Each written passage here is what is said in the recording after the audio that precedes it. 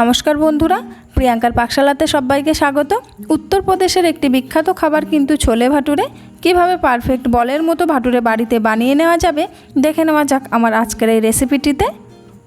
ভাটুরে বানাবার জন্য সবার প্রথমে আমি ময়দার ডোটা তৈরি করে নেব। তার জন্য একটা বাটির মধ্যে নিয়ে নিচ্ছি 2 কাপ পরিমাণে ময়দা। মেজারিং কাপে 2 কাপ মানে 400 গ্রাম ময়দা। এর মধ্যে দিয়ে দেব 2 টেবিল চামচ পরিমাণে সুজি। ভাটুরে বানাতে গেলে সুজি কিন্তু মাস্ট, সুজিতে ক্রিস্পিনেসটা আসে। আর দিয়ে দিচ্ছি হাফ চা চামচ পরিমাণে লবণ। লবণটা অবশ্যই আপনারা আপনাদের স্বাদ অনুসারে দেবেন। হাফ চা চামচ পরিমাণে চিনি, চিনিটা দিলে সুন্দর একটা কালার আসে। আর 1/4 চা চামচ পরিমাণে বেকিং সোডা। আর দিয়ে দেব 1/4 চা চামচ পরিমাণে বেকিং পাউডার। এবারে সমস্ত শুকনো উপকরণগুলো খুব ভালো করে মিশিয়ে নিতে হবে। শুকনো উপকরণগুলো ভালো করে মিশিয়ে নেওয়া হয়ে গেলে ময়ামের জন্য দিয়ে দিচ্ছি 1.5 টেবিল চামচ পরিমাণে সাদা তেল। তেলটাকে খুব ভালো করে ময়দার সাথে মিশিয়ে নিতে হবে। মিনিট 4 সময় নিয়ে খুব ভালো করে ময়দাটা তেলের সাথে মিশিয়ে নিচ্ছি, মানে ময়ামটা ভালো করে দিয়ে নিচ্ছি। ময়াম ভালো করে দিয়ে নেওয়া হয়ে গেছে। এবার এর মধ্যে দিয়ে দিচ্ছি হাফ কাপ পরিমাণে টক দই। আমি অল্প অল্প পরিমাণে টক দই এর মধ্যে দেব আর মেশাতে থাকবো। আর কখনোই ফ্রিজের ঠান্ডা টক দই ব্যবহার করবেন না, চেষ্টা করবেন নর্মাল টক দই ব্যবহার করবার, মানে নর্মাল টেম্পারেচারে রাখা টক দই ব্যবহার করবার। ঠান্ডা টক দই যদি ব্যবহার করা হয় তাহলে কিন্তু ভাটুরের ময়দার ডোটা ঠিকমতো পারফেক্ট হবে না। এবারে বাকি দইটাও আমি ময়দার সাথে মিশিয়ে নিচ্ছি। যদি সম্পূর্ণ দই দিয়ে ময়দাটা মাখা হয়ে যায় তাহলে কিন্তু আর জল ব্যবহার করব না। যদি দেখি ময়দা ঠিক মতো মাখা হলো না, জলের প্রয়োজন আছে, তখনই এর মধ্যে জলের ব্যবহার করব। ময়দাটা সম্পূর্ণ মাখা হয়নি, তার জন্য এর মধ্যে অল্প পরিমাণে একটু গরম জল ব্যবহার করলাম। অবশ্যই এখানে গরম জল ব্যবহার করবেন যাতে ময়দাটা তাড়াতাড়ি ফার্মেন্টেড হয়ে যায়।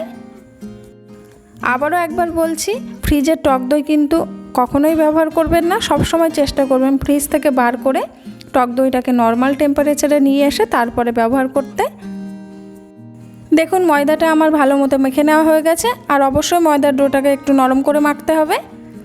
হাতে অল্প পরিমাণে সাদা তেল নিয়ে নিচ্ছি। তেলটা এবার উপর থেকে আবারও একবার ভালো করে মাখিয়ে নেব। এইভাবে যদি মাখিয়ে নেওয়া হয় তাহলে কখনোই ময়দার ডো শুকিয়ে যায় না।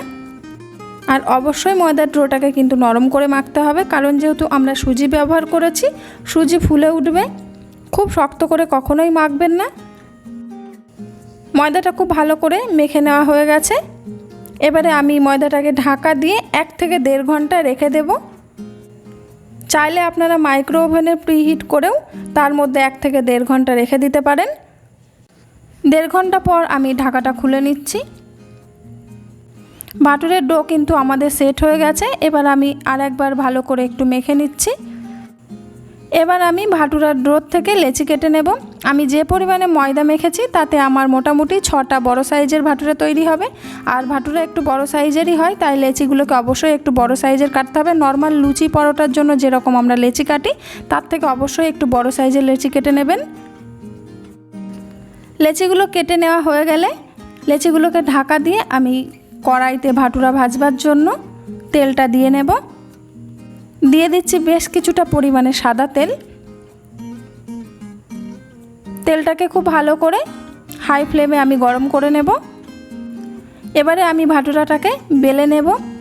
আর ভাজতে কিন্তু সাদা তেলেই হবে। তেলের পরিমাণটা অবশ্যই একটু বেশি পরিমাণে ব্যবহার করবেন। গ্যাসের ফ্লেমটাকে মিডিয়াম টু হাইতে করে দিয়ে তেলটাকে গরম করতে দিয়েছি। একটা লেচি নিয়ে নিয়েছি, তার উপরে অল্প পরিমাণে একটু সাদা তেল দিয়ে হালকা হাতে চাপ দিয়ে আমি ভাটুরাটাকে বেলে নেব। শুকনো আটা বা ময়দা দিয়ে ভাটুরা বেলবেন না, খুব হালকা হাতে চাপ দিয়ে একটু বড় সাইজের করে ভাটুরাটাকে আমি বেলে নিচ্ছি। আর ভাটুরা কিন্তু একটু মোটা করেই বেলে নিতে হবে। দেখুন আমি এই রকম মোটা করে বেলে নিয়েছি। এবার এটাকে তুলে আমি একটা প্লেটে রেখে দিচ্ছি। ওই একই রকমভাবে আমি বাকি ভাটুরাগুলোকেও বেলে নেব।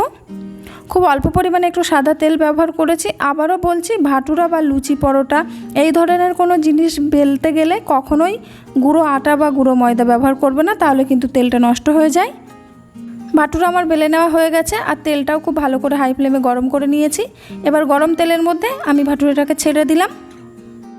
তারপর একটা স্প্যাটুলা বা ছাকনা দিয়ে আমি উপর থেকে এইভাবে চাপ দিচ্ছি, আর দেখুন ভাটোরা কিন্তু ধীরে ধীরে ফুলতে শুরু করে দিয়েছে। ভাটোরাটাকে আমি উল্টে দিচ্ছি। গ্যাসের ফ্লেম বা টেম্পারেচার কিন্তু অবশ্যই একদম হাইতে রাখতে হবে, কখনোই লো ফ্লেমে বা মিডিয়াম ফ্লেমে ভাটোরা ভালোভাবে ভাজা হবে না, তাহলে ভাটোরা কিন্তু ফুলবে না।